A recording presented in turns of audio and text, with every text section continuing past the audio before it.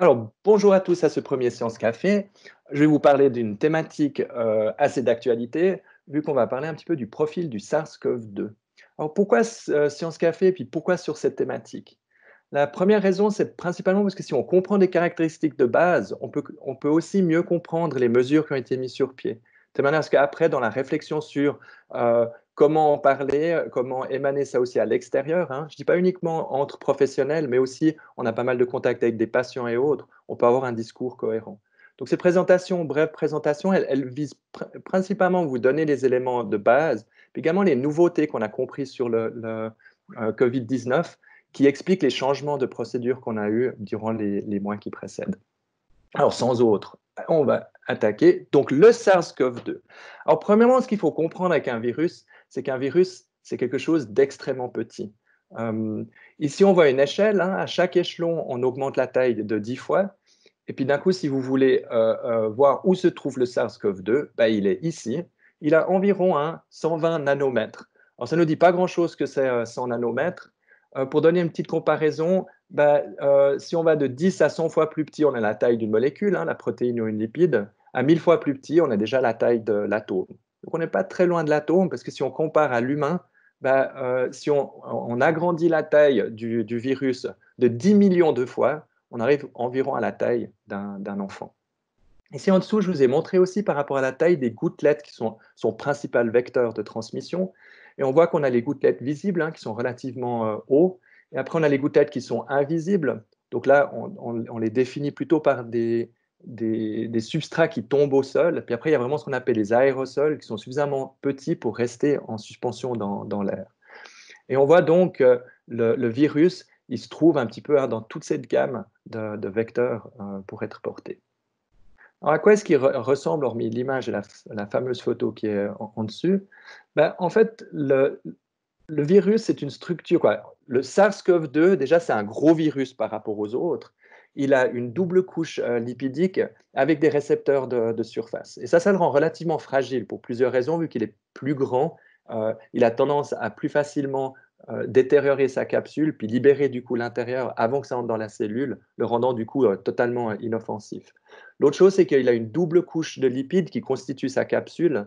Et puis, ces lipides sont très, du coup, sensibles à différentes substances comme l'alcool ou le savon, qu'il dissout puis il détruit très facilement. Donc, du coup, ce n'est pas un vecteur qui est compliqué à se débarrasser au niveau infectieux. L'autre élément qui est important à comprendre, c'est qu'il a un récepteur de surface qui lui est spécifique et qui lui permet après d'avoir une cible. Et cette cible, c'est les récepteurs angiotensine convertisseurs, les récepteurs d'angiotensine qu'on trouve à différents endroits dans le corps, à différentes concentrations, qui expliquent aussi la variation des symptômes qu'on peut avoir chez les personnes. Comment se véhicule le virus? Donc un virus, il a une propriété très particulière, c'est que c'est un micro-organisme, mais il n'est pas vraiment vivant. Il n'est pas capable de se reproduire lui-même, puis il doit détourner les fonctions d'une cellule, d'où l'importance de son récepteur qui lui permet d'entrer dans une cellule.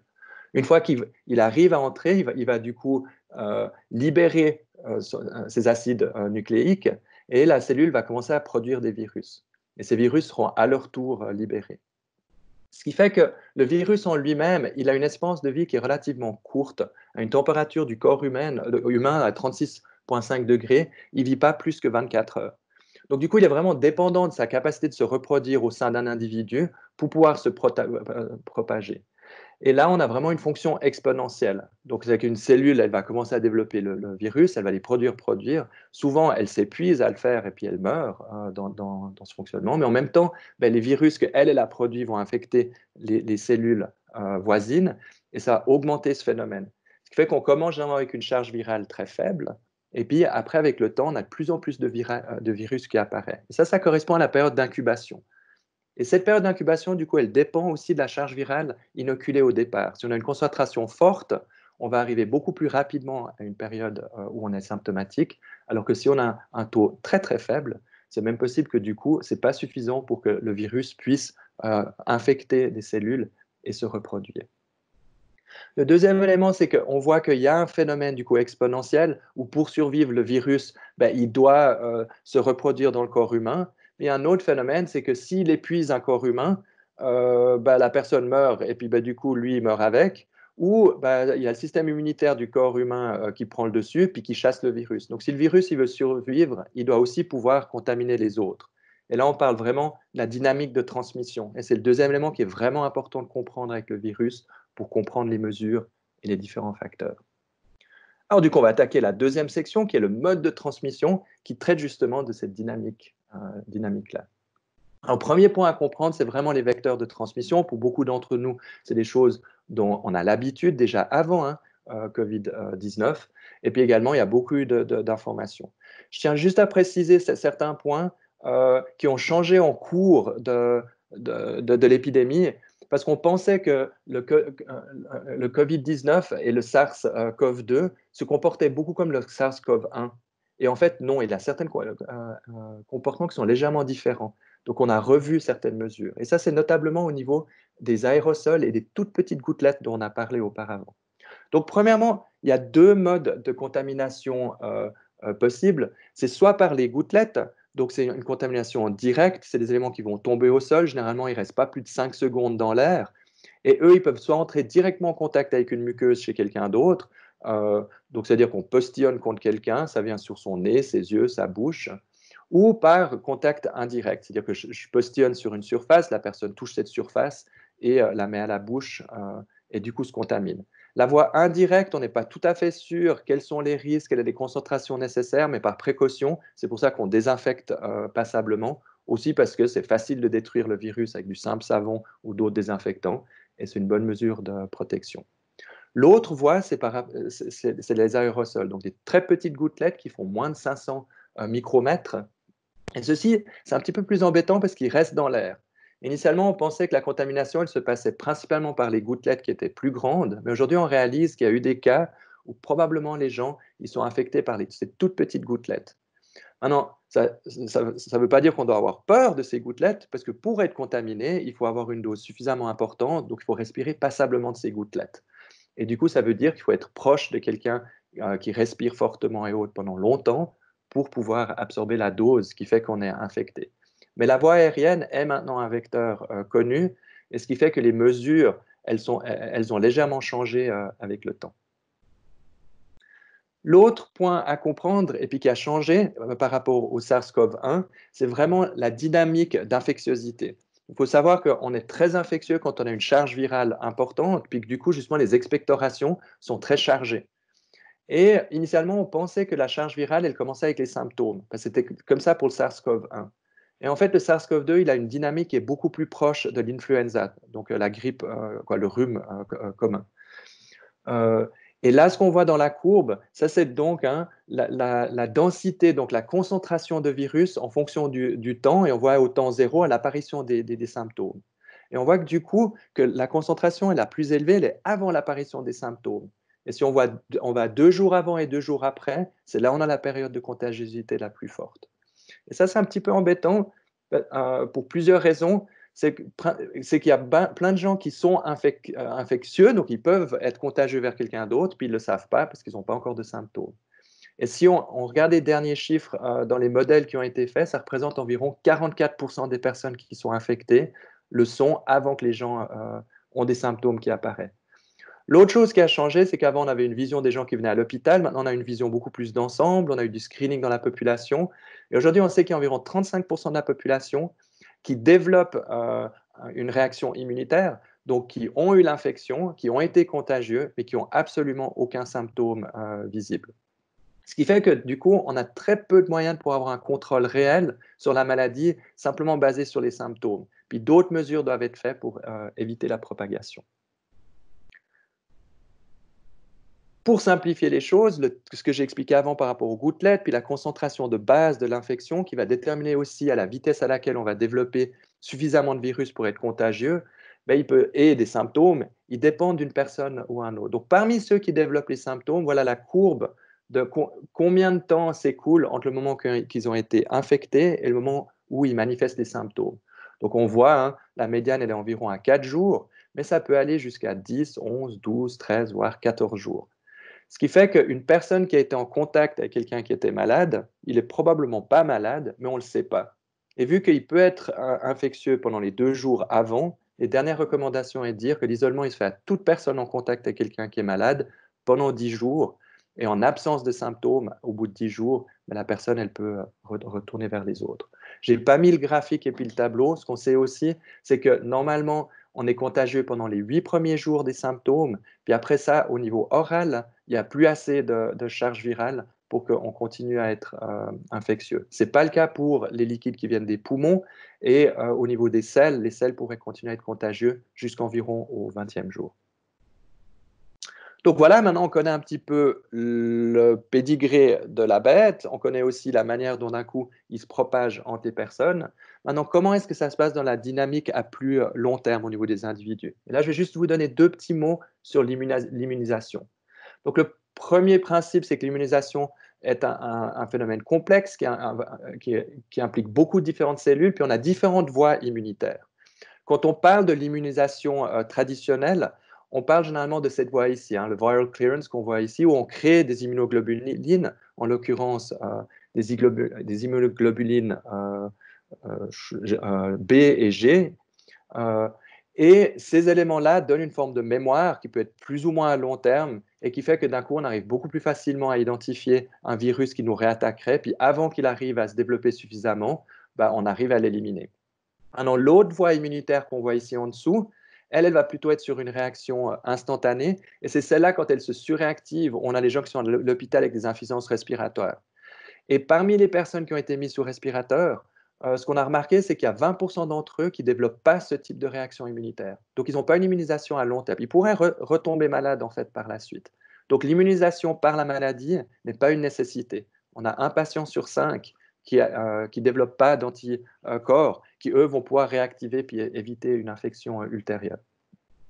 Donc, du coup, ça, c'est vraiment l'immunisation naturelle. Donc, on voit qu'elle n'a pas lieu chez tout le monde. Elle a lieu quand même chez 4 personnes sur 5, ce qui est pas mal déjà. Mais on ne sait pas combien de temps elle dure. On présume par rapport aux autres coronavirus que probablement c'est une année ou deux, mais on ne sait pas.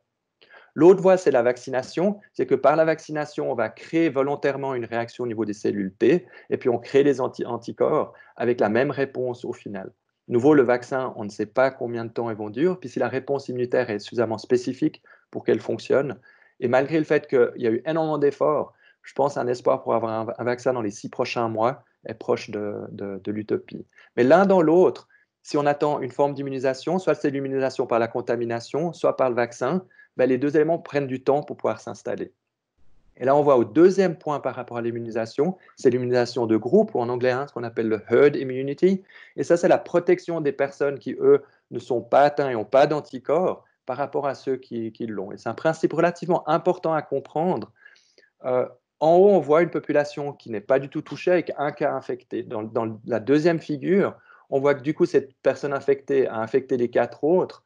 Une personne n'est pas tombée malade, mais les 3 autres le sont. Puis eux, ils vont réinfecter des personnes. Puis on a vraiment un modèle exponentiel. Mais déjà, dans le dernier tableau, on voit que les 4 personnes initiales qui ont été infectées, ils ont développé leur système immunitaire, puis du coup, ils sont protégés. C'est qu'eux, ils ne peuvent plus être un vecteur de la maladie. Donc, si on pousse ce raisonnement plus loin, puis on met un endroit où on a plein de personnes qui sont immunisées, du coup, au moment où il y a une personne qui est malade, elle est en contact nouveau avec 4 personnes, en l'occurrence une personne qui n'est pas infectée. Cette personne-là, elle est elle-même infectée, mais elle est en contact avec que des gens qui sont immunisés. La maladie s'arrête. Et du coup, on voit que la propagation de la maladie, elle est freinée par manque de capacité de pouvoir se reproduire d'une personne à une autre. Et le taux euh, de protection pour arriver à ça est environ de 60%. Il faudrait que 60% de la population est immunisée. Donc, dans l'endroit où on a le plus haut taux d'infection connu aujourd'hui, c'est à New York, aux États-Unis. On a atteint 20% environ de personnes avec une réponse immunitaire. À Genève, on est à 10%. À Stockholm, je crois qu'on est à 12%. En Allemagne, dans une localité où il y a eu vraiment des premiers foyers, puis ça avait pris une grande ampleur, ils sont aussi à 10%. Donc, on est très, très loin de ces 60%. Et puis, on a réussi à contenir la maladie par rapport à la contention, mais de manière sous-jacente, ben, il y aurait des pics qui peuvent être jusqu'à 2, 3, 4 ou 5 fois plus grands que ce qu'on a vécu maintenant s'il n'y a aucune mesure. Donc, quoi faire et pourquoi mettre des mesures? Et ça, justement, on va parler maintenant de l'implication pratique. Donc, ce qu'il faut comprendre, c'est qu'aujourd'hui, vu qu'on ne peut pas contrôler qui c'est qui est malade ou non, le but, c'est d'avoir une protection plus générale. Et on a deux grandes mesures qui sont mises, c'est la distanciation physique, et puis quand on ne peut pas le faire, de voir si ou non en portant un masque, ça diminue. Il y a très peu d'études à ce propos au préalable, donc on ne savait pas à quel point un masque protège. Mais ces dernières semaines, il y en a beaucoup qui sont sortis parce que c'est une grande question. Ici, on a une étude qui est sortie il y a 2 semaines, où simplement on a essayé d'analyser par rapport à des gens qui sont porteurs, s'ils respirent au travers d'un masque, combien de gouttelettes transpercent. Donc dans la partie de gauche, on voit ici qu'on n'a pas de masque, puis on demande à la personne de respirer, puis on voit qu'il y a une dispersion de gouttelettes supérieure à 5 mm avec des éléments qui peuvent être contagieux. Même chose au niveau des aérosols. Ce qui est un peu inquiétant, c'est que le seuil d'infectiosité, il est fixé environ à 10 à la puissance 4, puis on voit qu'on a des aérosols qui ont des concentrations suffisantes pour être contagieux, et eux, ils passent sans le masque. Par contre, avec le masque, on a vraiment réussi à diminuer le taux, à la fois pour les gouttelettes qui sont aussi inférieures à 5 micromètres. Et ça, c'est assez important parce qu'à la base, les masques, on pensait que ce n'était pas le cas parce que justement, ils sont un peu poreux, mais dû aux propriétés de surface, on a quand même une très bonne protection. Alors, pas avec cette étude, mais avec d'autres études, on a pu montrer qu'un masque chirurgical homologué donc, permet de couper environ 70 à 80% de la charge virale. Les masques FFP2, ils coupent 90%. Par contre, les masques en tissu, si c'est du simple tissu, ça va arrêter que 10 à 20%. Donc ça dépend comment ils sont fabriqués et si ou non il y a plusieurs couches, le type de tissu qui est utilisé. Donc je dirais qu'il faut plutôt, si nous on a des messages, c'est de se dire veillez à ce que les masques en tissu soient de bonne qualité. Et sinon, apparemment, c'est une bonne façon de pouvoir limiter la propagation des gouttelettes. Donc là, on voit dans le vecteur, le masque vise à protéger les autres. On ne sait pas si on est malade ou non. Donc, c'est du coup, on met un masque pour éviter de postillonner et puis de libérer des aérosols aux personnes qui sont à proximité. Si quelqu'un porte un masque, il se touche moins au visage, puis c'est un petit rôle de filtre à l'entrée, beaucoup moins bon qu'à la sortie, mais il a un petit rôle protecteur. Donc, en effet, si on a deux personnes qui portent le masque, c'est nettement meilleure protection que si on n'a qu'une seule. Donc, les recommandations actuelles, c'est que si on ne peut pas respecter la distance physique, c'est que du coup, les deux personnes portent un masque. Donc là, on voit une des conditions pour que ça fonctionne, c'est que les gens ils utilisent les masques de manière appropriée. C'est extrêmement problématique. Il y a une étude qui vient de sortir où ils ont essayé de regarder avec des instructions telles que celle-ci, quelle est la compliance, et qu'on remarque qu'il y a environ 70% des usagers qui n'utilisent pas leur masque correctement, soit au niveau de l'application, de la façon de l'enlever et de le mettre. Donc ça, c'est vraiment un de nos grands rôles, c'est de réellement prendre le temps à expliquer, de montrer à nos patients comment mettre les masques. Dernier point que je vais traiter, c'est la notion d'aération, vu que maintenant on sait que les aérosols ont une importance. Ici, vous voyez une toute petite simulation où c'est dans un supermarché avec quelqu'un qui a toussé. Ça, c'est 2 minutes après qu'il ait toussé, puis on voit un petit peu les petites molécules où elles vont. Donc elles vont monter, puis elles restent en surface. On voit que si on est dans le même rayon, même si 2 minutes on passe plus tard, on va pouvoir inspirer ces différentes particules. Donc à des endroits où les gens ils bougent, ça peut être raisonnable aussi de mettre un masque à partir du moment qu'on a un taux de la population plus important qui est infecté. Je dirais actuellement, on a un risque relativement faible, il y a peu de monde, mais ça pourrait se justifier. Donc, c'est des mesures qu'on va peut-être voir apparaître. L'autre élément, c'est les endroits et l'environnement. Si les gens ils parlent fort, il y a beaucoup plus de chances de contamination à la fois avec les grosses gouttelettes. Donc, par exemple, les discothèques, les concerts ou tous ces endroits-là, mais aussi les bistrots où il y a pas mal de monde dedans, on parle plus fort. Puis du coup, on propage le matériel bien plus loin. Donc, il y a eu plusieurs situations. On a vu des contaminations dans des restaurants avec à la fois les gens autour de la table, mais aussi aux tables juste à côté, au-delà d'1 mètre de distance. Également avec l'effort physique, si on respire plus fort, on va avoir plus de volume d'air et du coup, ça va aller un petit peu plus loin. Et puis le chant est un élément qui est assez problématique. Il y a eu plusieurs chœurs ou dans les églises, au moment où les gens ils ont chanté, où là, on a eu des cas de propagation avec des 7, 8, 9, 10, 15 personnes qui sont infectées à ces moments-là. Et finalement, du coup, c'est la notion d'aération. C'est-à-dire que oui, les aérosols, ils ont une forme de danger, mais c'est si on les cumule dans le temps. Donc, si on a une aération qui va canaliser l'air vers l'extérieur, ça permet en fait d'éviter cette cumulation. Et ça, c'est un point, je pense, qui est assez important pour les cabinets, mais aussi les hôpitaux, mais qui peut être problématique dans des endroits comme chez nous, à Mosaïque, où on a des systèmes de ventilation fermés Ça vaudrait la peine de savoir si oui ou non, régulièrement, est-ce qu'il faut qu'on ouvre les fenêtres ou avec les classes justement, de pouvoir aérer et puis augmenter la ventilation et ça, c'est quelque chose qu'on pourrait se poser comme question, pour éviter justement qu'on a des aérosols qui se cumulent dans les pièces. En Angleterre, ils ont l'obligation de laisser un espace de 20 minutes entre chaque patient, en ostéopathie pour assurer justement qu'il y ait plus d'aérosols, dans la pièce. On n'est pas à ce degré chez nous, mais nous, on recommande de faire des aérations. Voilà, on arrive à la fin avec la conclusion. Donc, qu'est-ce qu'il y a à retenir de tout ceci? Donc, en premier lieu, c'est qu'il faut qu'on adapte nos comportements aux circonstances. On va probablement devoir vivre avec le virus pendant un certain temps, et puis du coup, c'est la mesure principale qui va permettre de faire qu'on a une vie plus ou moins normale, tout en contenant la propagation de la maladie. Le deuxième élément, c'est de maintenir puis instaurer une distance physique. Et je tiens au terme distance physique plutôt que distanciation sociale. On ne doit pas diminuer nos contacts sociaux, on doit juste diminuer nos distances physiques. Mais il faut du coup entretenir nos liens sociaux. Et que généralement, il faut porter le masque, mais c'est uniquement une exception. Et il ne faut pas d'un coup se dire qu'avec un masque, ça permet de réduire la distance physique. Ça reste la meilleure protection. Et puis le masque, c'est uniquement dans les cas où on ne peut pas maintenir la distance physique. Renouveler l'air, ce qu'on a bien vu auparavant, hein, éviter les courants d'air qui vont aller tous à un endroit, sinon on peut amener les aérosols vers un individu ou des gens, hein, dans la salle d'attente ou un autre endroit. Mais le renouvellement de l'air reste important sur un flux où on n'a pas un régime turbulent, mais justement un renouvellement continu. Puis dernièrement, on va devoir apprendre à changer nos habitudes. C'est pas facile, on a une résistance face à ça. Et puis du coup, je pense que nous, comme professionnels de santé, on est aussi bien placés pour montrer l'exemple aux personnes. Et puis que du coup, même si actuellement le risque il est faible parce qu'on a peu de cas, c'est le moment de pouvoir instaurer ces habitudes, montrer l'exemple pour vraiment éviter qu'au moment où il y a une recrudescence de cas, que d'un coup ça grimpe et qu'on arrive à contrôler. Voilà, je vous remercie beaucoup de votre attention et on va passer à la partie questions et réponses.